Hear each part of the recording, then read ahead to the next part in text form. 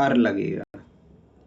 ठीक जी, वो फिर से बता दीजिए इसको क्या ऋता वाला में नियम क्या था इसका? नियम क्या था इसका?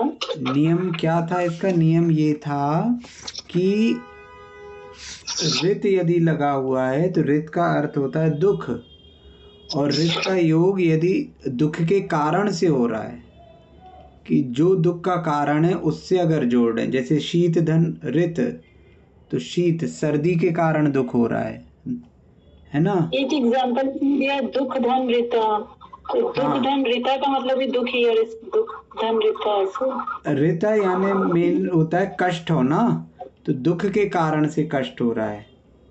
ऋत यानी दुख, तो दुख जो आया है, कष्ट हो रहा है, वो किसके कारण हो रहा है? दुख के कारण हो रहा है, तो दुखहर्ता है ना। और शीत के कारण हो रहा है तो शीतार्तः। और यदि हमने कहा परम, परम यानी बहुत अधिक दुख हो रहा है, तो बहुत अधिक दुख हो रहा है, तो इसमें क्या हो जाएगा? यहाँ पर परम जो है वो दुख की क्वांटिटी है, ना कि दुख का कारण, है ना। दुख का कारण नहीं है। परम अल्प, ये क्या है?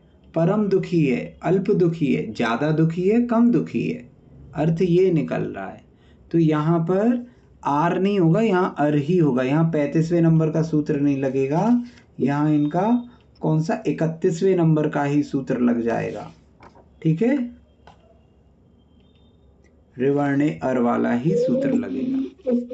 जो लिखा है ना तृतीय समास नहीं है, इसका क्या मतलब हुआ? देखिए, अभी अगर वो समझना है तो पहले आप समास समझिए, इसीलिए उसको सरल भाषा में समझा रहे हैं।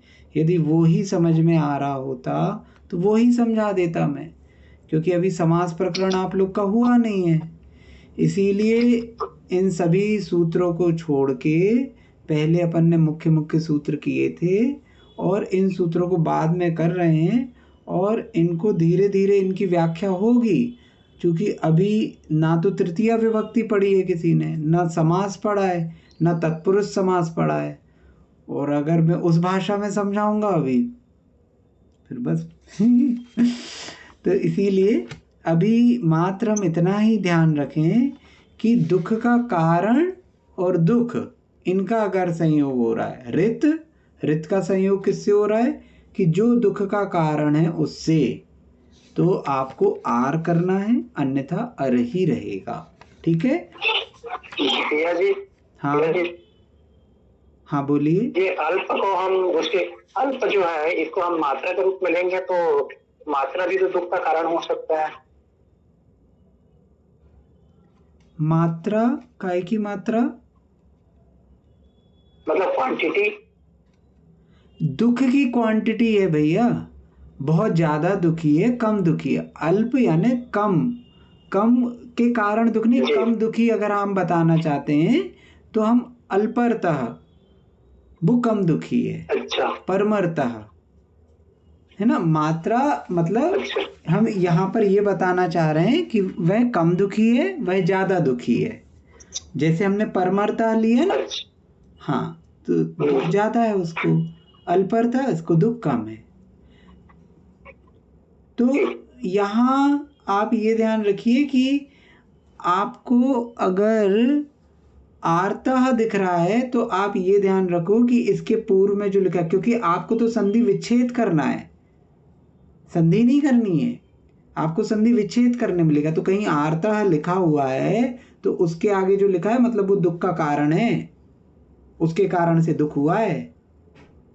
ठीक है, तो यहाँ वो समझना पड़ेगा। आगे जब हम कभी कोई कहानी वगैरह पढ़ेंगे ना, तो आपको ये चीजें स्पष्ट होंगी उस समय। अभी इसको करके फिर यदि हम कोई पंचतंत्र की कहानी कुछ आदि उठाएंगे ना, उस समय ये चीजें बहुत अच्छे से स्पष्ट होंगी। ठीक है जी भैया। हाँ जी। अब हम आते हैं वृद्धि संधि में, पेज नंबर 16।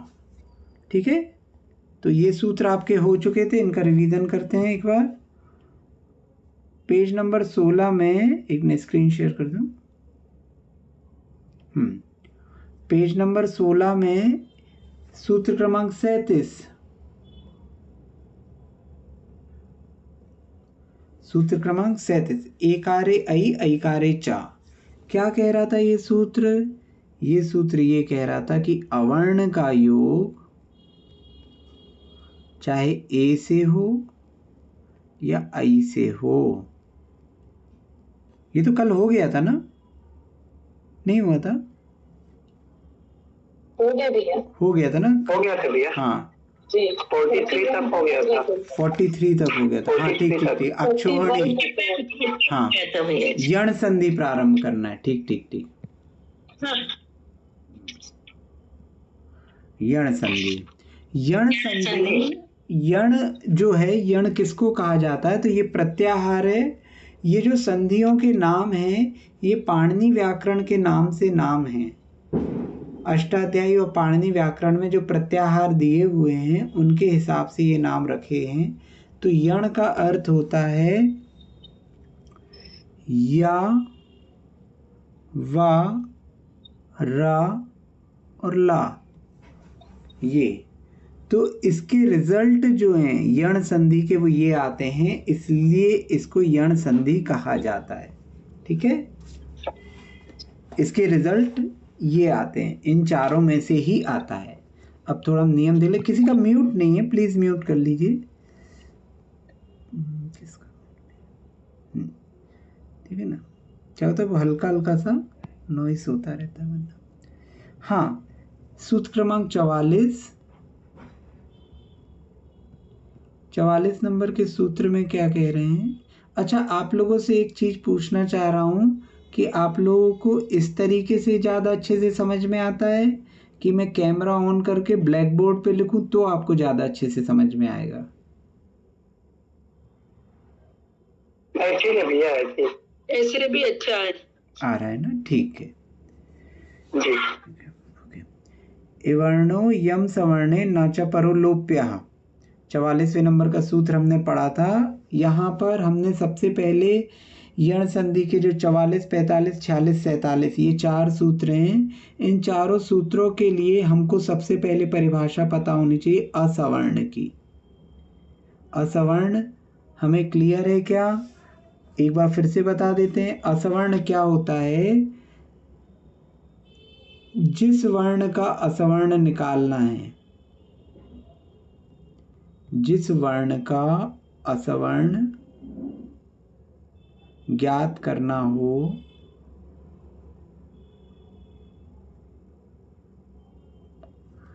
उस वर्ण को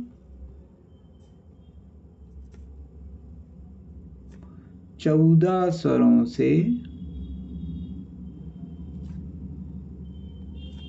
घटा दें। जिस वर्ण का असवर्ण ज्ञात करना हो, तो हमें किसका असवर्ण ज्ञात करना है? मान लो हमें इवर्ण का ज्ञात करना है, तो इवर्ण का असवर्ण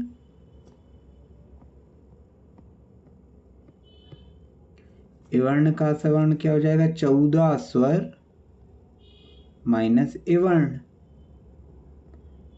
तो 14 स्वर में से क्या हटा दिया? ई और ई, इन दोनों को माइनस कर दिया, तो कितने बचेंगे? 12, है ना? 12 स्वर जो बचे वो इवर्ण का असवर्ण। इसी प्रकार ये समझ में आया इवर्ण का असवर्ण क्या होगा? कोई कंफ्यूजन इसमें? पहले भी पढ़ चुके हैं अपन, इसलिए जल्दी जल्दी चलेंगे। कोई डाउट इसमें? इसी प्रकार उवर्ण का असवर्ण करेंगे तो उवर्ण के असवर्ण में 14 स्वर में से उवर्ण को घटा दिया। आप लोग इसको इस तरह से लिख सकते हो सभी के लिए, उ और यहाँ पे हो गया ये दीर्घ। ठीक है, तो 12 स्वर उवर्ण के असवर्ण हो जाएंगे। फिर ऋवर्ण का असवर्ण, ऋवर्ण के असवर्ण में हमने क्या किया? यहाँ से 14 स्वरों में से ऋवर्ण को घटा दिया।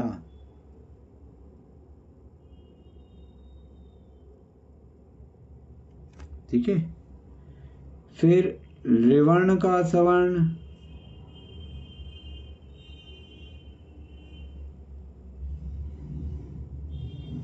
तो यहाँ यहाँ पे क्या करेंगे, 14 स्वरों में से लृ वर्ण को हटा देंगे।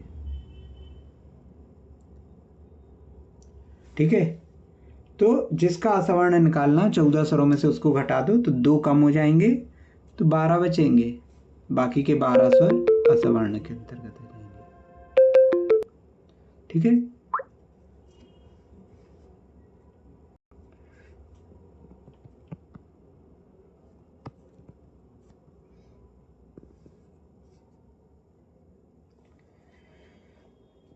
तो ये हो गया। अब इसके पश्चात देखिए हम सूत्र लगा देते हैं। सूत्र क्रमांक 44।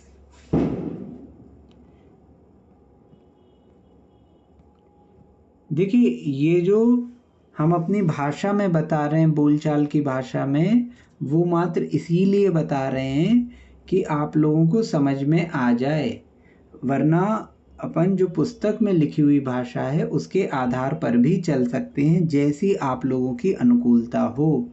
वरना आपको लगे कि हम स्टैंडर्ड लैंग्वेज से हटके सामान्य बोलचाल की भाषा में चर्चा कर रहे हैं। दोनों में कार्य किया जा सकता है, जैसा भी आप लोगों का मत होगा। कैसा करना है? ऐसे ही करना है, चल रहा है। ठीक है, 44वां सूत्र। 44वां सूत्र, इवर्णो यम सवर्णे न च परो लोप्यः। यहाँ पर क्या कह रहे हैं? अभी तक क्या हो रहा था? अभी तक हमने जो संधियां पढ़ी उसमें अवर्ण पहले था और अवर्ण का योग किसी अन्य वर्ण से हो रहा था। अब यहाँ पर क्या है, इवर्ण का योग होगा। इवर्ण लेफ्ट हैंड साइड पे रहेगा आपके, इवर्ण प्लस होगा किससे? इवर्ण अर्थात ई या ई होगा, है ना, उसका संयोग होगा किससे? राइट हैंड साइड पे आपका असवर्ण रहेगा। असवर्ण रहेगा अर्थात यहां पर हम इसको क्या कहेंगे? इवर्ण को छोड़कर, इवर्ण को छोड़कर अन्य 12 स्वर में से कोई भी होगा अगर, तो क्या हो जाएगा? यहां पर इवर्ण के स्थान पे हो जाएगा या। ठीक है, और जो असवर्ण है, जो अन्य स्वर है, अर्थात आपका असवर्ण है, वो एज इट इज रहेगा। जो भी अन्य स्वर पीछे था वो एज इट इज यहां आ जाएगा। ठीक है, ये आपका फॉर्मूला हो गया।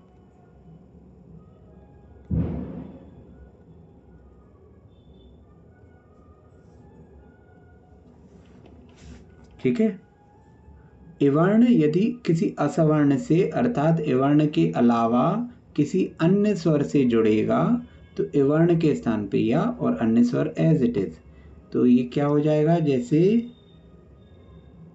रवि आतप, रवि धन आतप, तो रवि के अंत में क्या है? ई है, और आतप हो गया अन्य स्वर असवर्ण आ, है ना, तो यहाँ ई का क्या हो जाएगा? या, ई का या हो जाएगा। बाकी सब कुछ वैसे ही, तो आतप वैसा ही रहेगा। और यहाँ क्या हो गया था? रव धन ई था, ये खा नहीं है, रव है, तो अब ये क्या हो जाएगा? इनको जोड़ देंगे तो रव्यातप, सूर्य का आतप। ठीक है, समझ में आया ये? नहीं भैया, ये रव्यातप कैसा आ गया?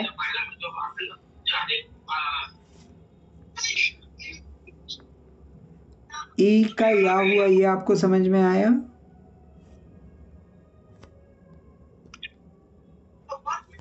रवि के अंत में ई था और ये समझ, हाँ सामने आ, तो ई का हो गया या।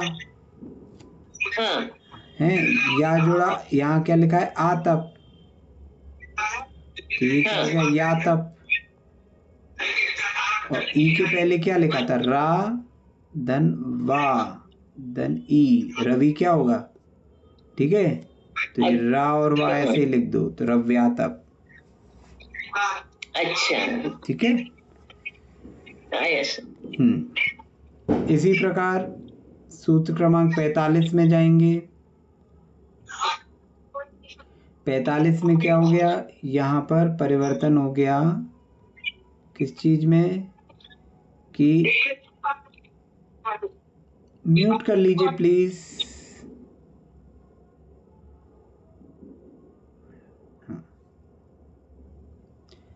अब सूत्र क्या है, वमुवर्ण। वमुवर्ण सूत्र है।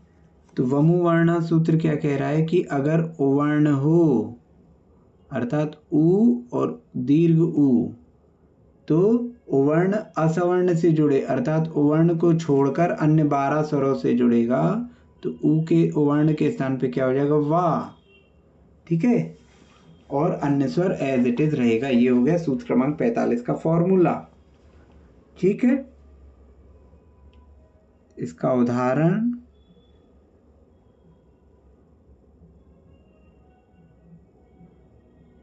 समझ में आया, फॉर्मूला समझ में आया पहले? जी भैया। हाँ, अब इसका हम उदाहरण देखते हैं।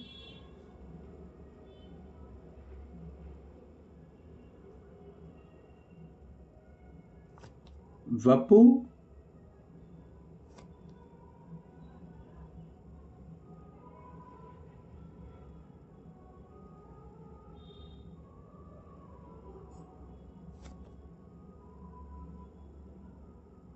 आज्ञा।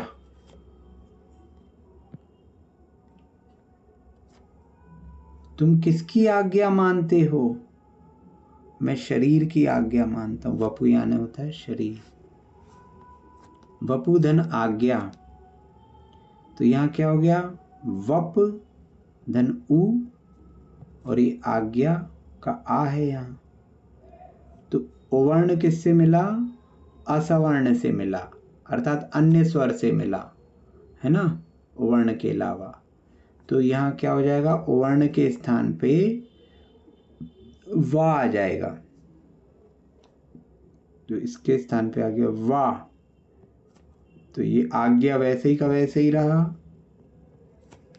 और ये वप वैसे ही का वैसे ही रहा। तो ये क्या हो गया, वप वाज्ञा। वप वाज्ञा। ठीक है, समझ में आया, वप वाज्ञा। जी भैया। अब इसके पश्चात सूत्र क्रमांक 46, जरा सा परिवर्तन और होगा। यहाँ पे उवर्ण था, अब क्या आ जाएगा, रिवर्ण, रमृवर्ण। रिवर्ण जो है, तो यहाँ पे या तो ह्रस्व री रहेगा या दीर्घ री रहेगा। तो रिवर्ण का छोड़कर अन्य वर्ण रहेंगे। तो यहाँ पे क्या हो जाएगा, रिवर्ण के स्थान पे रा हो जाएगा। तो रिवर्ण असवर्ण से मिलेगा, अर्थात रिवर्ण को छोड़कर अन्य स्वर से मिलेगा। तो रिवर्ण के स्थान पे रा और अन्य स्वर एज इट इज, जैसा है वैसा ही रहेगा। ठीक है। तो क्या हो जाएगा,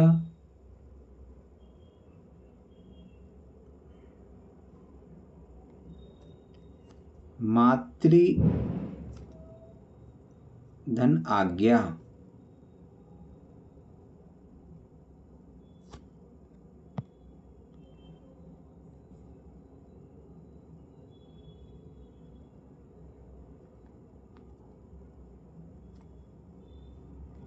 मातृ आज्ञा। तो ये क्या हो जाएगा, ये मात धन री, ठीक है ना, धन आज्ञा। तो रिवर्ण किससे जुड़ रहा है, असवर्ण से। तो रिवर्ण के स्थान पे क्या आ गया, रा, और ये मात धन रा धन आज्ञा। तो ता और रा ये दोनों मिलके क्या होते हैं? त्रा। तो मात्र और ये आ जुड़ गया तो मात्राज्ञा।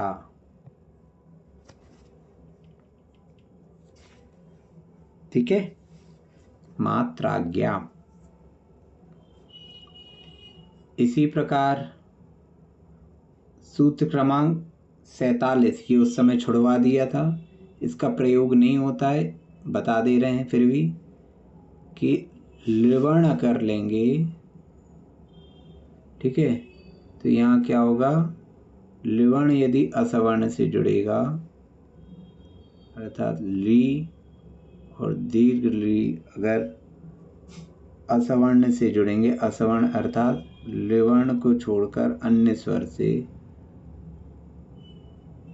तो क्या हो जाएगा? लिवर्ण के स्थान पे ला आ जाएगा, है ना। जैसे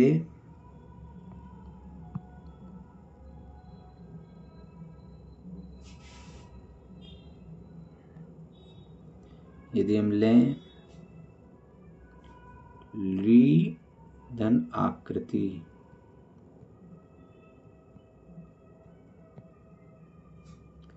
ली धन आकृति, तो यहाँ पे ली धन आकृति लिया तो यहाँ पे ली था और यहाँ असवर्ण था, तो ली के स्थान पे ला हो गया और ये आकृति वैसे ही का वैसे ही रहा, तो ये क्या हो जाएगा? लाकृति। ठीक है, तो ये इसका प्रयोग नहीं होता, ये देखने को नहीं मिलेगा आपको, बाकी 3 का प्रयोग होता है। तो ये आपका 47वां सूत्र हो गया। इस प्रकार आपकी यण संधि पूर्ण हुई। ठीक है, उसका रिवीजन पूर्ण हुआ। ठीक है, आगे चलें। कोई प्रश्न यहाँ तक? अब अयादि संधि है। अयादि संधि, अयादि संधि में उत्तर क्या आता है? अयादि संधि के उत्तर में आता है अय आदि, अर्थात अय, आय,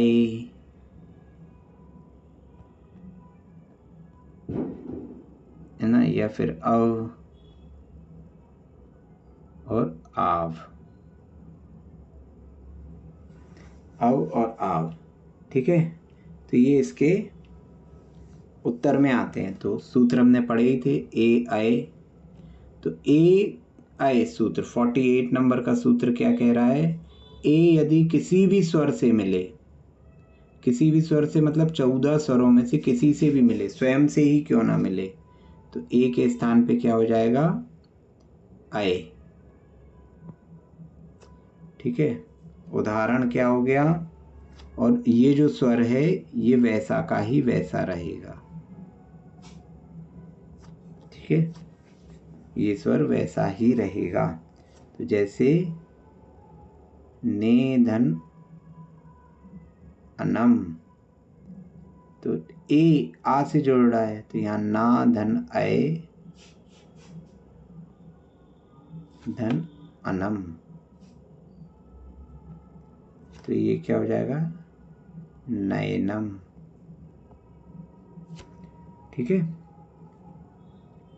इसी प्रकार 49 सूत्र में क्या बोल रहे हैं? ऐ आए, कि यदि ऐ है, ऐ 14 स्वरों में से किसी से भी जुड़ेगा तो ऐ के स्थान पे आए हो जाएगा, अगला स्वर वैसा ही रहेगा। तो जैसे सूत्र नंबर 25 पे क्या लिखा हुआ है? क्या है 25वां सूत्र?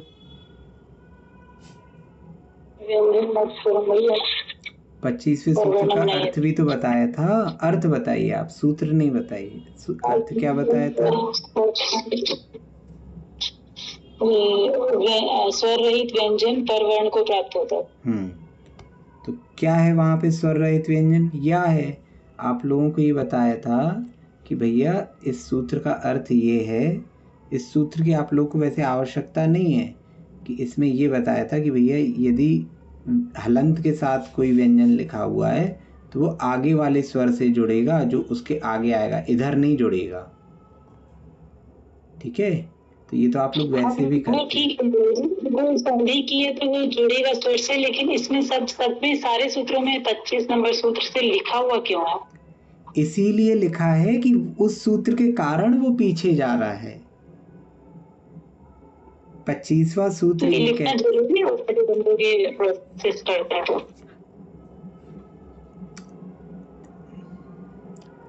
ऊपर अयादि संधि क्यों लिखा है, सूत्र क्रमांक 48 क्यों लिखा है, 49 क्यों लिखा है, ये नंबरिंग क्यों डली है? एक पैटर्न होता है ना, उसको हम फॉलो करते हैं, इसलिए इसको लिखा जाएगा। सूत्र दिया गया है तो सूत्र को तो लिखना ही पड़ेगा ना कि ये सूत्र लगा है यहाँ, है ना, क्योंकि इसी सूत्र के कारण, ये सूत्र हमें ऑलरेडी पता है, ये बात अलग है कि हम जनरल वे में भी अगले से ही जोड़ते हैं, लेकिन हम क्यों जोड़ते हैं? क्योंकि ये सूत्र है इसलिए जोड़ते हैं, इसका पालन पहले से कर रहे हैं हम, इसलिए हमें ये सूत्र लग रहा है कि इसको लिखने की कोई आवश्यकता नहीं थी, लेकिन ये सूत्र तो लगेगा। ठीक है,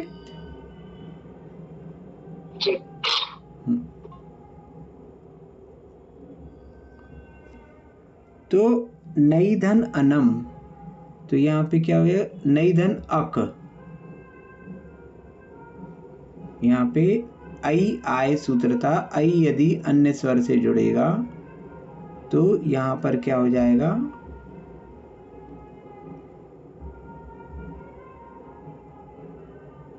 अक, आई आय, तो ये ना धन आय हो जाएगा, और आय के बाद अक है,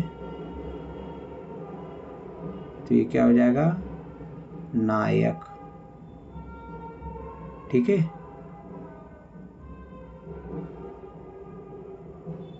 नायक। इसी प्रकार गई धन अक, तो गई के स्थान पे क्या हो जाएगा, गाय, तो ये हो जाएगा गायक।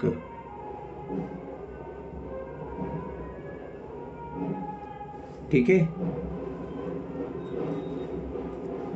ठीक है, आई धन स्वर, तो ये 49 नंबर का सूत्र। इसमें कोई प्रश्न किसी का?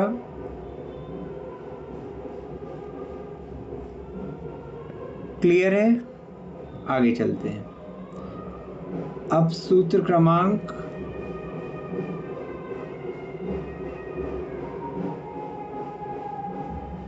50, ओ अव। ओ अव सूत्र क्या कह रहा है कि ओ यदि अन्य स्वर से किसी भी स्वर से 14 स्वरों में से किसी से भी जुड़ेगा तो ओ के स्थान पे क्या हो जाएगा, अव हो जाएगा। ठीक है, ओ के स्थान पे अव हो जाएगा। इसका उदाहरण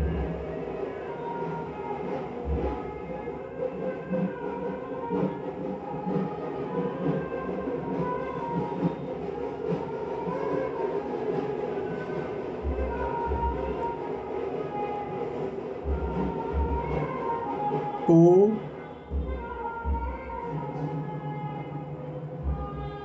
धन अक,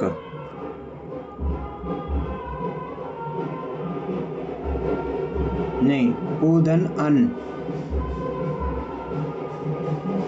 ओ धन अनम, तो ओ का क्या हो जाएगा, अव, तो पा धन अव धन अनम, तो यहाँ क्या हो जाएगा, पवनम। ठीक है, इस प्रकार से ये चलेगा। इसके पश्चात आप लोग को आवाज आ रही है? जी भैया। ठीक है। फिर ये एक बात बता दीजिए प्लीज। आपकी कितनी क्लासें मिस हुई हैं, आप हमें ये बता दीजिए पहले। है कितनी? 2-3 हुई है। उनकी रिकॉर्डिंग देखी है आपने? देख नहीं पाई, तभी मिस हुई है।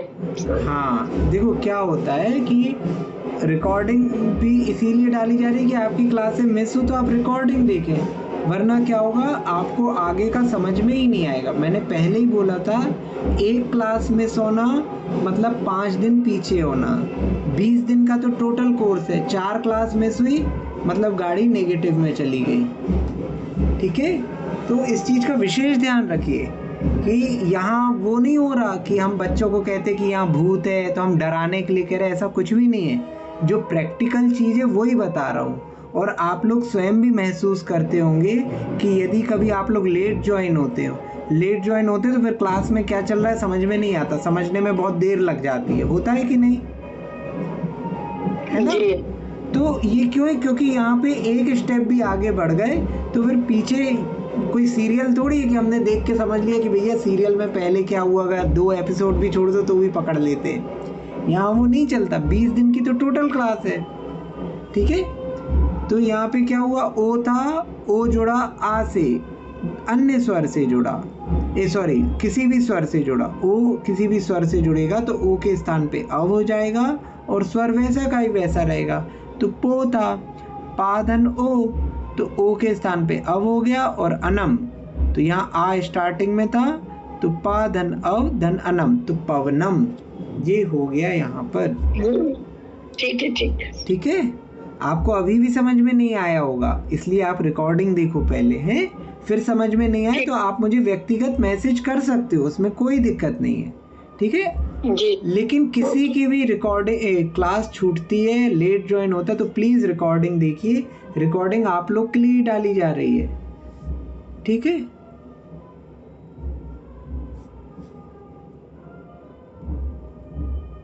सूत्र क्रमांक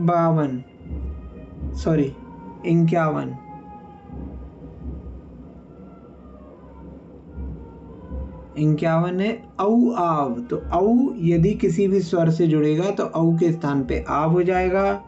तो यहाँ पर उदाहरण में यदि पऊ है, पऊ के साथ यदि अक जुड़ गया है ना, पऊ के साथ यदि अक जुड़ गया तो ये क्या हो जाएगा,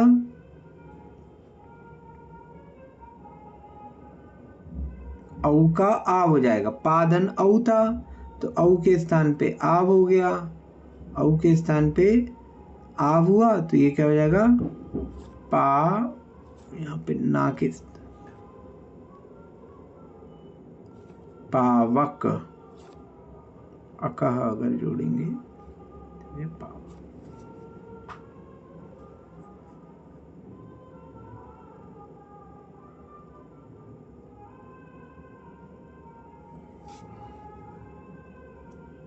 ठीक है, तो इस प्रकार ये सूत्र हुए।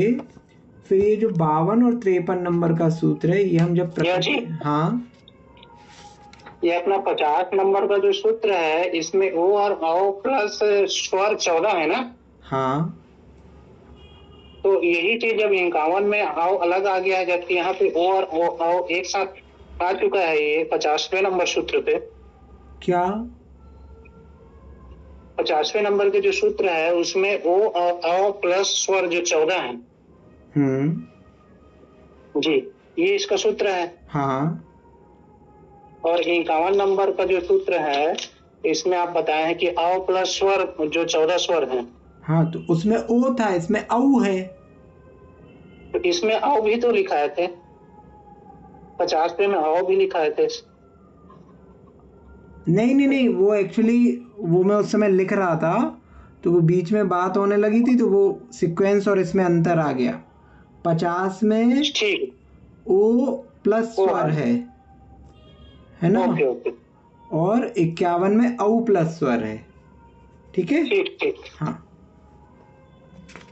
फिर आपका 52 और 53 नंबर का सूत्र जो है प्रकृति भाव संधि से संबंधित है, तो जब हम प्रकृति भाव संधि करेंगे तब इनके अर्थ देखेंगे। ठीक है, तो 52 और 53 को छोड़कर अभी आगे चलेंगे। 54 नंबर का सूत्र, 54 नंबर के सूत्र में है अक्षेन्द्रयोर नित्यम। इस सूत्र में आप ये याद रखें कि यदि गो शब्द को अक्ष से जोड़ा जाएगा, ठीक है ना, तो क्या होना चाहिए, ओ धन ओ का अव हो जाएगा, है ना, ओ अव सूत्र लग जाएगा, तो ये गवक्ष होना था, लेकिन इसका ये अपवाद है, तो ये हो जाएगा गवाक्ष। किस सूत्र का अपवाद है? सूत्र क्रमांक 50 का अपवाद है।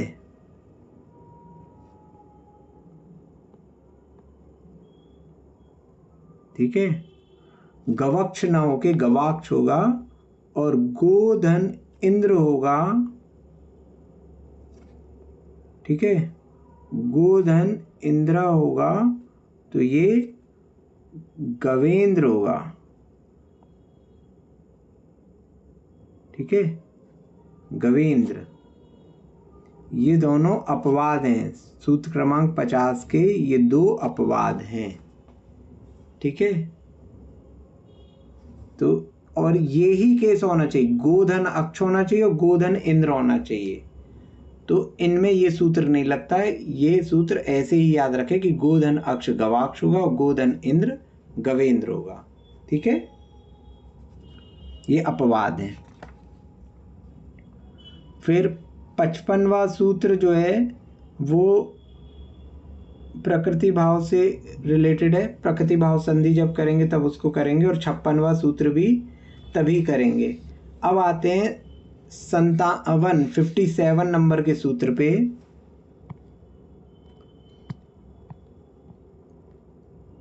फिफ्टी सेवन नंबर का सूत्र, एदोत्परः पदान्ते लोप मकारः, एदोत्परः पदान्ते लोप मकारः। ये सूत्र क्या कह रहा है कि ए हो अथवा ओ हो,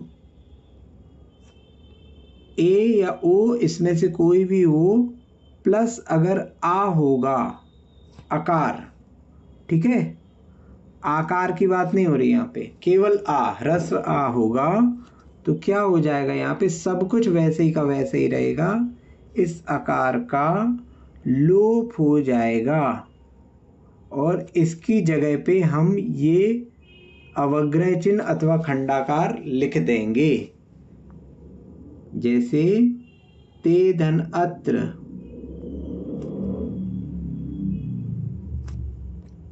ते धन अत्र। तो यहाँ क्या हो गया, ए है, ए के बाद आ है, तो आकार का लोप होगा, और यहाँ पे ऐसा लिखा जाएगा इसको। ये जो चिन्ह है ये दिखाता है कि यहाँ से आकार का लोप हुआ है, यहाँ पहले आ था। इसी प्रकार आपने कहा को धन अपि। ठीक है, तो ये क्या हो गया, ओ के बाद आ है, तो ये कोपी। ठीक है, तो ए और आ के बाद यदि ए और ओ के बाद यदि आ है तो आ का लोप हो जाएगा, और लोप के स्थान पे ये चिन्ह आ जाएगा। ठीक है, भैया जी ये अयादी संधि का ही है ना? नहीं, अयादी संधि हो गई, अयादी संधि हो गई, अब ये एक्स्ट्रा सूत्र है। अच्छा। अयादी संधि में आपका ए आए, आई आए, ओ अव और औ आव, ये 4 सूत्र आए थे 48 से लेके 51 तक। ठीक है, 48 से 51 तक। हाँ, 48, 49, 50, 51 4 सूत्र थे। जी। तो ये समझ में आया कि ए या ओ इसके पश्चात अगर आ है तो आ का लोप होएगा, और इसके स्थान पे अवग्रह का चिन्ह रहेगा। ठीक है, क्लियर है? ये सूत्र हमने जब ओमकारयोर मध्य और सूत्र पढ़ा था उस समय भी इसकी चर्चा की थी, विसर्ग संधि के समय पे, है ना। इसके पश्चात 59 नंबर का जो सूत्र है, रा ऋतस तद्धिते, ये तो ये तद्धित जब पढ़ेंगे उस समय इस सूत्र को उपयोग करेंगे। फिर 60 नंबर का सूत्र जो कि स्वर संधि का अंतिम सूत्र है, तो ये क्या सूत्र कह रहा है, ये कह रहा है कि गोधन युति, ये स्वर संधि नहीं है, लेकिन गोधन युति बराबर गव्युति होता है। ये निपात सिद्ध है अर्थात अपने आप सिद्ध है, इसमें कोई सूत्र नहीं लग रहा है, कुछ भी नहीं हो रहा है। गव्युति का संधि विच्छेद यही होगा, गोधन युति। एक तरफ स्वर है एक तरफ व्यंजन है, लेकिन यही इसका सूत्र है, गव्युति। सीते तो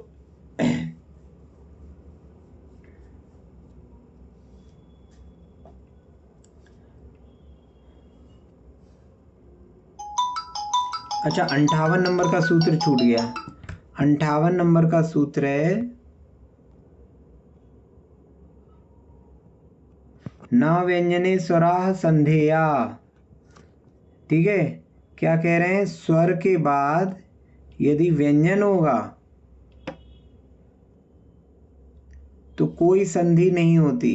इस केस में संधि नहीं होती। संधि कब होती है, स्वर प्लस स्वर हो, है ना, स्वर के बाद या तो स्वर हो तो संधि होती है, तो इसको स्वर संधि कहते हैं। या फिर व्यंजन के बाद व्यंजन हो, ठीक है, या फिर व्यंजन के बाद स्वर हो, व्यंजन के बाद स्वर हो तो संधि होती है, या फिर विसर्ग के बाद स्वर हो तो संधि होती है, अथवा विसर्ग के बाद व्यंजन हो तो संधि होती है। ठीक है, ये 5 केस होते हैं संधि के। ठीक, स्वर धन स्वर हो, व्यंजन धन व्यंजन हो, व्यंजन धन स्वर हो, विसर्ग धन स्वर हो या विसर्ग धन व्यंजन हो, तभी संधि होगी। और यहाँ आपका क्या हो रहा है, ठीक है, यहाँ क्या कह रहे हैं कि स्वर धन व्यंजन हो तो संधि नहीं होगी। 58वां सूत्र कह रहा है कि स्वर के बाद अगर व्यंजन होगा तो कोई संधि नहीं होगी। ठीक है, क्लियर है। अब इसका अपवाद, 58वें का अपवाद क्या है कि ये गव्युति जो है ये निपातन सिद्ध है। निपातन सिद्ध क्या है कि ये गोधन युति गव्युति होता है। यहाँ पर इसकी व्याख्या ऐसे होती है कि गो का गव हो जाता है, गो का गव हो जाता है और गवधन युति, ऐसे ही का ऐसे ही इसको लिख दिया जाता है, गव्युति। ठीक है, ये ऐसा ही रहेगा। तो गव्युति नंदीश्वर भक्ति में आता है आपका ये शब्द, और भी कई स्तोत्र आदि में आता है। तो ये आपकी है, क्या कह रहे हैं, हाँ, स्तोपदेश में भी आता है। ठीक है, तो ये 60 सूत्रों में से प्रकृति भाव संधि के कुछ सूत्र छोड़ के बाकी स्वर संधि का प्रकरण आपका पूर्ण हुआ, इसका रिवीजन। ठीक है, पहले ये संधियां हम कर चुके थे, कल से हम रिवीजन चालू करेंगे विसर्ग संधि का। तो विसर्ग संधि, संधि क्रमांक 95 से लेके आपको, है ना, 95 से लेके 115 तक आप पढ़ लीजिएगा, है ना, 95 से 115 तक आप लोग पढ़ लीजिएगा, उसका रिवीजन करेंगे। ठीक है, कोई प्रश्न हो किसी को तो आप